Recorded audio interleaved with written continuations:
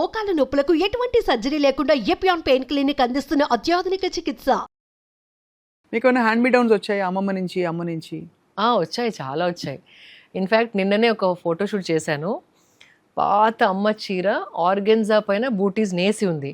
అది ఇట్లా పట్టుకుంటే చిరిగిపోతుంది ఆల్మోస్ట్. ఇంకా దాని లైఫ్ అయిపోయింది. కానీ ఇంకొకసారి కట్టుకొని ఒక ఫోటో దిగుదామని ఒక ఉన్న బ్లౌజ్ పైన I wore it as a memory and I'm saving it. ఇప్పుడు దాన్ని మళ్ళీ నేను దుపట్టా చేస్తాను. బికాజ్ అక్కడక్కడ చిరిగింది. 2.5 meters వరకు నాకు దుపట్టా వరకు సెట్ అవుతుంది. So I'm going to make that a dupatta. అట్లా think how you can recreate, repurpose. అది that is what is sustainability, decluttering. అది సో ఈ స్లీప్ రొటీన్స్ కూడా చాలా బాగున్నాయి మీరు చెప్పినవి. ఇంకోటి I want to tell you, తప్పకుండా చెప్పాలి. అయ్యో ఇంకా అవ్వలేదు. చాలా మంది ఈ ఫ్యాషన్కి స్పెండ్ చేస్తాం, అన్నిటికీ స్పెండ్ చేయడానికి అసలు 2 సార్లు ఆలోచించాం. కానీ మ్యాట్రెస్ పైన మంచి మ్యాట్రెస్ కొనడానికి ఆలోచిస్తాం. One time investment.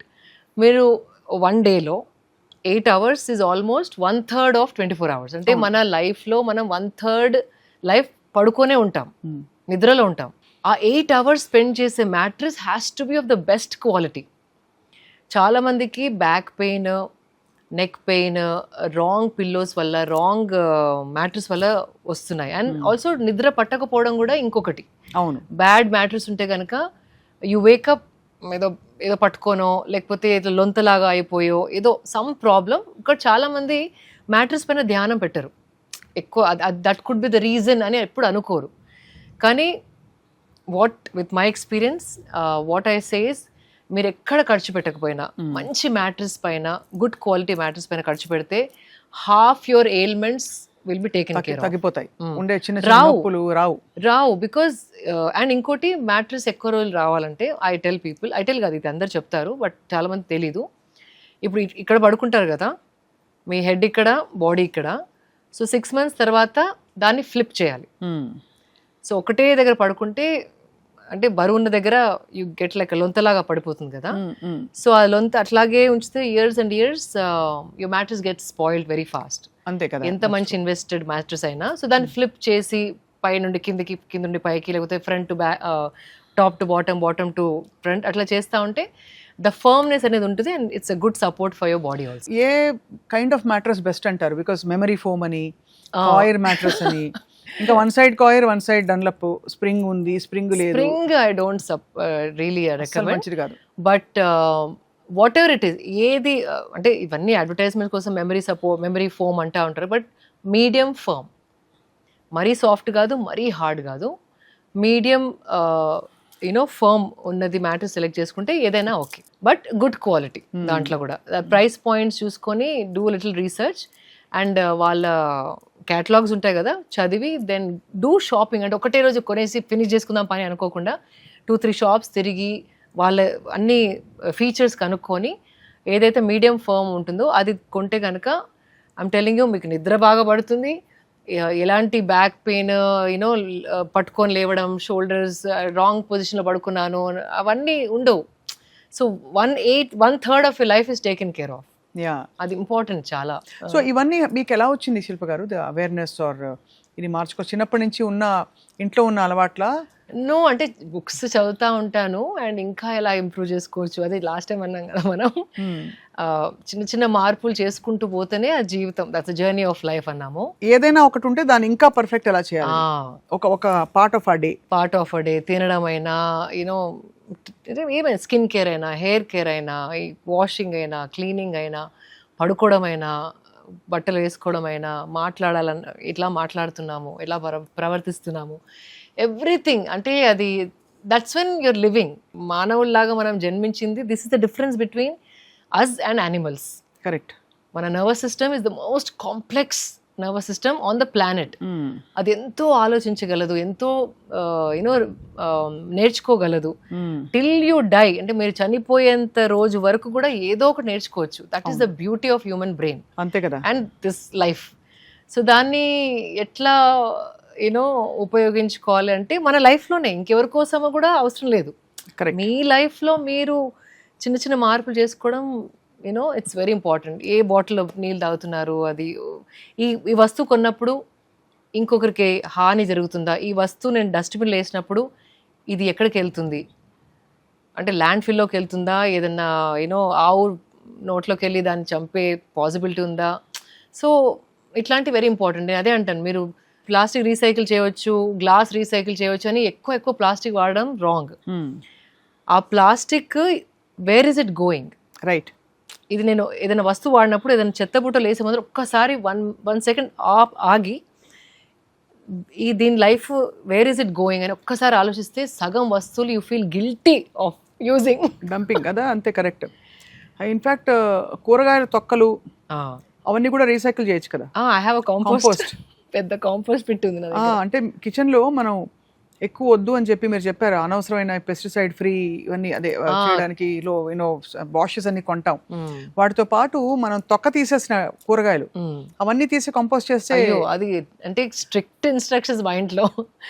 ఏదైనా భూమిలో కలిస్తే మట్టి అయిపోయే వస్తువు ఏది కూడా చెత్తబుట్టలో వెళ్ళొద్దు. Anything renewable has to go back in to the soil. అంటే మదర్ ఎర్త్ నుండి మనం ఎంతో తీసుకుంటున్నాం, తనకి కావాల్సింది మళ్ళీ ఇచ్చేయాలి. ఇది నరిష్మెంటే కదా, నరిష్మెంట్. అప్పుడే ఇట్ విల్ బికమ్ అంటే ఫర్టైల్ సాయిల్ అవుతుంది కదా అది.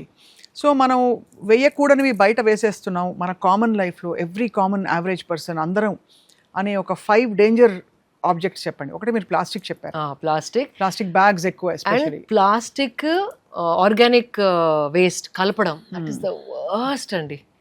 అట్లీస్ట్ సపరేట్ చేయండి. మీరు కాంపోస్ట్ చేయలేకపోయినా ప్లాస్టిక్ దగ్గర అంటే, and whatever can go into the compost pit, మీరు సెపరేట్, మీరు చేయకపోయినా కాంపోస్ట్ అట్లీస్ట్ సెపరేట్ చేసేయండి. Right, that is the least responsibility. అవును కరెక్ట్. బికాజ్ రీసైకిల్ అయ్యగలిగే ప్లాస్టిక్ కూడా రైస్తోని అట్లా పడేస్తే ఇట్ కెనాట్ బి యూజ్డ్. అవును. So that's something that we have to. And ఇంకోటి స్ట్రాంగ్ కెమికల్స్ వేసి ఇల్లంతా తూడడం, స్ట్రాంగ్ లైజాల్ అవి వద్దంటారా? లైజాల్, హార్పిక్స్, స్టెయిన్ రిమూవర్ కోసం కొన్ని యాసిడ్స్ టైప్ వేస్తారు. ఆ ఫ్యూమ్స్ వచ్చినప్పుడు it can also burn the fine membranes ఉంటాయి మన బ్రీదింగ్ పైప్స్లో. ఆ టాక్సిక్ ఫ్యూమ్స్ ఎంత స్ట్రాంగ్ అంటే అప్పుడప్పుడు ముక్కులు కూడా మండుతాయి. అవును, వెన్ ఫ్యూమిగేషన్ బయట చేసినప్పుడైనా స్ట్రాంగ్, అది చాలా dangerous. It can harm your respiration. అవును. అండ్ ఒక్క రోజులో కాకుండా ఇయర్స్ అండ్ ఇయర్స్ వాడుతూ ఉంటే it will start effecting a lot of your body. అదే ఎవరో ఉన్నారు రీసెంట్గా, మనందరి బాడీస్లో ఒక క్రెడిట్ కార్డ్ చేసేంత ప్లాస్టిక్ ఉందంట ఆల్రెడీ. అమ్మ బాబోయ్, ఇది shocking fact of the day. And మొన్న రీసెంట్ గా మదర్స్ బ్రెస్ట్ మిల్క్ లో కూడా మైక్రో ప్లాస్టిక్స్ కనపడ్డాయి. అవును, అవి వినే ఉంటారు మీరు. మనం తినే ఫుడ్ లో ఉందా అని చాలా మంది గ్రహించట్లేదు. Package foods are the worst. Hot food plastic లో వేసి పంపుతారు. ఎంత వేడిగా తెచ్చాడు అనుకుంటా, కానీ యాక్చువల్లీ తీస్తే బాటిల్ ఫర్మ్ గా ఉండే డబ్బా ఇలా అయిపోతుంది. అంటే దాంట్లో ప్లాస్టిక్ మెల్ట్ అయిపోయి మన ఫుడ్ లో కలిసిపోయింది. అవును, నోటీస్ చేశారా? Very flimsy. కరెక్ట్. ఆ డబ్బాలు, స్విగ్గీ డబ్బాలు వచ్చినప్పుడు. అబ్సల్యూట్లీ. ఆ పేపర్ డబ్బాలు అంటారు, కానీ దాని లోపల ఇంకా లైనింగ్ ఉంటుంది, సన్న ప్లాస్టిక్ లైనింగ్. అది ఇంకా డేంజరస్. అదైతే మెల్ట్ అయిపోయి it becomes one with your food. అది. అండ్ ఇది ఇయర్స్ అండ్ ఇయర్స్ చేస్తే కనుక ప్లాస్టిక్ మన బాడీ బ్రేక్ చేయలేదు. అంటే మనకి we don't have the system to break plastic. Like మన ఫుడ్ డైజెస్ట్ అయినట్టు ప్లాస్టిక్ని డైజెస్ట్ చేసే ద్రవ్యాలు లేవు మన బాడీలో. సో అది ఇయర్స్ అట్లా చేస్తూ ట్యూమర్స్ ఫామ్ అవ్వడం, క్యాన్సర్స్ రావడం. Why is this happening? Because ఒక 20 years ఇలా లైఫ్ స్టైల్, 20 కూడా అవసరం లేదు, 10 years ఇట్లా రోజు పేపర్ కప్లో టీ తాగడం, రోజు బయట ఫుడ్ ప్లాస్టిక్లో తినడం, రోజు ప్లాస్టిక్ బాటిల్లో వాటర్ తాగడం, ఈ హ్యాబిట్స్ మానకపోతే 10-12 yearsలో కంపల్సరీ ఏదో ఒక ప్రాబ్లం, హార్మోన్స్ కూడా డిస్టర్బ్ అవ్వడం, థైరాయిడ్ రావడం, all these are happening. So ఇది మనకి కంఫర్ట్ కోసం ఇప్పుడు ఇమీడియట్గా అవుతుందా అనుకుంటాం, కానీ over the years it's very very dangerous. చిన్నప్పుడు అమ్మ చక్కగా స్టీల్ డబ్బా కట్టించేది స్కూల్కి. ప్లాస్టిక్ డబ్బా కదా, స్టీల్ డబ్బా టిఫిన్ క్యారియర్. నాది 3 levels ఉండేటి. అంతే కదా, అదే. సో అలాంటిది ఇప్పుడు మొత్తం మారిపోయి స్టీల్ అంటే అందరూ కొంచెం చులకనగా చూస్తున్నారు. పిల్లలు కూడా నాట్ కూల్ అనుకుంటారు. అది చెప్పాలి. గుడ్ హెల్త్ కావాలా, కూల్ కావాలా, I don't know, spider man print, super man print అని ఆ డబ్బాలు కూడా ఇయర్ మారుస్తూ ఉంటారు పిల్లలు. అవును అవును. But I think that's all unnecessary. కొంచెం పేరెంట్స్ ఇవన్నీ గమనించి వాళ్ళ ఫ్యామిలీ హెల్త్ కోసం ఇవి చిన్న చిన్న యూనో మళ్ళీ మార్పులు తీసుకొస్తే కనుక I think we're safe in many ways. ఇది ఎంత ఎంటైసింగ్ టెంప్టింగ్గా ఉందంటే the proposal that you have to declutter and to organize your home and life. So అర్జెంటుగా అందరి కిచెన్లోంచి తీసి పడేయవలసిన వస్తువులు ప్లాస్టిక్ కవర్లు ఒకటి. అవును, ప్లాస్టిక్ కవర్స్ బదులు ఈ మధ్య గెటింగ్ ఇట్లా క్లాత్ బ్యాగ్స్ వస్తున్నాయి, వాష్ కూడా చేసుకోవచ్చు. సో మా ఇంట్లో అన్ని చెత్తకి ఏం చేయొచ్చు, చెత్తను డైరెక్ట్గా బకెట్లో వేయడం బెటర్. ఆర్ ఇప్పుడు చాలా మంది ఇఫ్ యు సీ కాంపోస్టబుల్ ప్లాస్టిక్ అని ప్లాస్టిక్ బ్యాగ్స్ చేస్తారు. ఇప్పుడు మా గార్బేజ్ బ్యాగ్స్ అంతా అదే.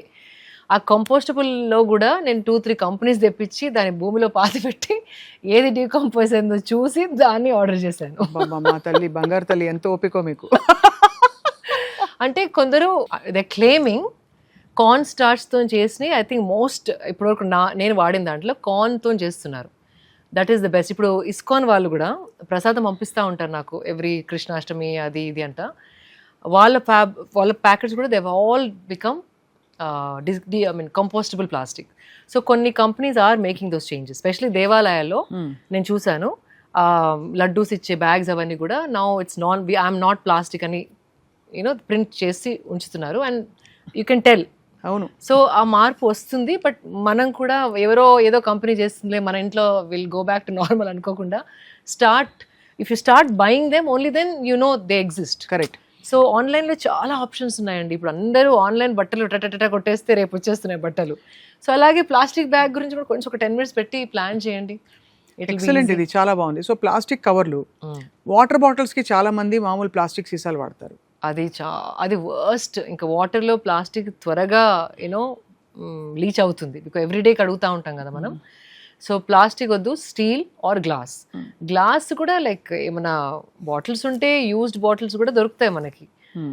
అవి కడుక్కొని we can use it. So glass heavy అనుకుంటే కనుక స్టీల్ బాటిల్, ఇప్పుడు కాపర్ బాటిల్స్ ఉంటున్నాయి. కాపర్ కూడా మంచిదేనా? కాపర్ మంచిది. వన్ మోర్ థింగ్, కాపర్లో not more than 13 hours. Copper too much వాటర్లో ఉండి ఎక్సెసివ్ కాపర్ వస్తే అది కూడా ప్రాబ్లం. అది కూడా any metal in the body excessive ఉండవద్దు. సో 13 hours కంటే ఎక్కువ కాపర్లో ఉంచితే దాన్ని మళ్ళీ ఏదైనా స్టీల్ గిన్నెలోనన్నా గ్లాస్ బాటిల్ అన్నా పోసుకోవడం బెటర్.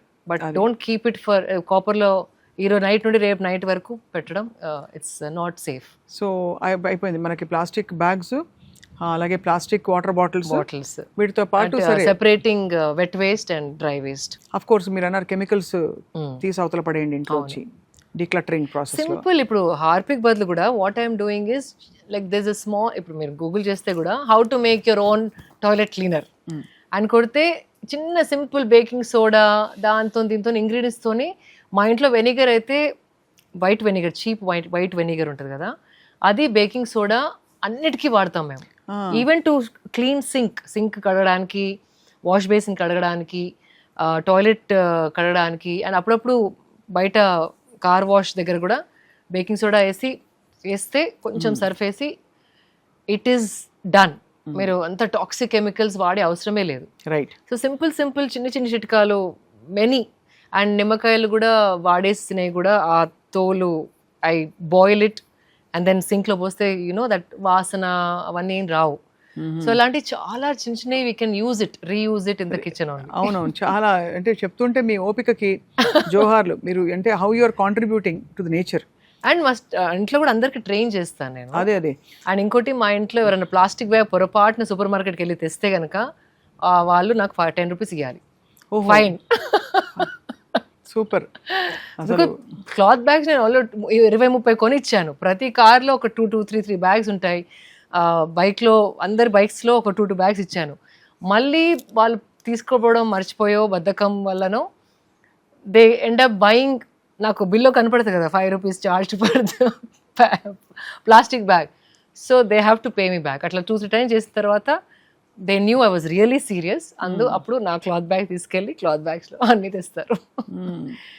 చిన్న మార్పులు, but it goes a long way. It's very important. Definitely. I think ఒక 1 month లేదు ఒక మండలం రోజులు కనుక ఇవన్నీ ఎలిమినేట్ చేసి నిష్టగా ఎవరైనా చేస్తే వాళ్ళ ఐఎమ్ ష్యూర్ వాళ్ళ ఎలా అంటే వాళ్ళ బాడీ ఫీలింగ్ కానీ మెంటల్గా వాళ్ళకు ఉండే ఎనర్జీలో కానీ చాలా తేడా వస్తుంది. సో స్వప్న గారు, వెన్ యూ స్టార్ట్ సస్టైనబిలిటీ కదా, అందరికీ స్ట్రెస్ అయిపోతుంది, అయ్యో ఏం చేయాలి.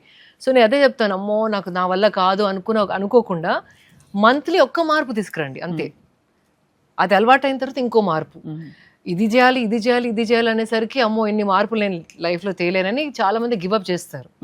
సో అలా కాకుండా డోంట్ గెట్ స్ట్రెస్డ్. చిన్న మార్పులు జాయ్ఫుల్గా చేయాలి తప్ప అమ్మో ఒక పెద్ద పని ఇప్పుడు ఎక్కడ ఇవన్నీ చేయాలని నేను నా లైఫ్ నాకే అవ్వట్లేదు అనుకోకుండా ఒక్క చేంజ్ చేసి 1 month కాకపోతే 2 months చేసుకోండి. అది అలవాటుగా మార్చుకోవాలి. అలవాటు అయినాక ఒకలాంటి లైక్ అకంప్లిష్డ్ ఫీలింగ్ వస్తుంది మనకి. దాని తర్వాత నెక్స్ట్ ఇంకొక మార్పు చేసుకుందాం. అట్లా ఏదైనా మీ కిచెన్లో అయినా, మీ బాడీతోనైనా, మీ హ్యాబిట్స్లో అయినా, ఏదైనా. So that is very important. So మీరు అన్నీ చేయండి అని చెప్పకండి, భయపడిపోతారు మన audience. 1 thing at a time, 1-2 months అలవాటు అయ్యి అది మొత్తం ఎస్టాబ్లిష్ అయిపోయిన తర్వాత మీ లైఫ్ స్టైల్లో ఇంకొకటి తీసుకోండి. Next what? నేను స్మైల్తో మొదలు పెడతా. Yeah, smile does wonders, and that actually is very liberating even to think of it. Yeah, it's very, and very I know I've always seen eppudu I used to wonder enti tanu eppudu navuthu untaru, she's such a happy person ani, but I'm so glad that you shared that with us, that oka ilanti oka mind ni free chesukodaniki I tell ante my son also is a teenage boy now. Etla ఉంటారు teenage boys, they want to like just walk like that. I say like చూడు నాన్న నన్ను చూడు, smile. He finds it very irritating, కానీ అది అలవాటు అయిపోతుంది. లేకపోతే కరెక్షన్ చేయకపోతే ఓకే అమ్మా అని హిల్ స్మైల్. సో అది ఆ ఏజ్లో వాళ్ళు అంతే అనకుండా, ఈవెన్ ఇఫ్ చిలిపిగానో ఆటలు ఆడుకుంటానో పాటలు పాడుకుంటానో అది ఊరికి గుర్తు చేస్తూ ఉంటే ఎక్కడో వాళ్ళలో కూర్చిపోయి they will become pleasant people. That changes everything.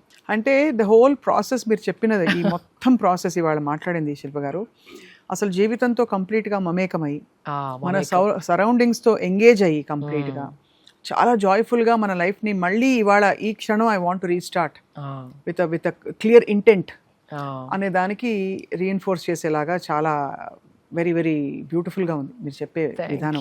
అది ఎవరైనా కావచ్చు, వర్కింగ్ ప్రొఫెషనల్స్ అవ్వచ్చు, గవర్నమెంట్ ఎంప్లాయీస్ అవ్వచ్చు, మన ఇల్లు ఎంత పెద్దది ఎంత చిన్నది నిమిత్తం లేకుండా అందరూ చేసుకోగలిగిన సింపుల్ థింగ్స్ ఇవి. అబ్సల్యూట్లీ. ఇవన్నీ చెప్పినవన్నీ చాలా సింపుల్ అండ్ డూయబుల్.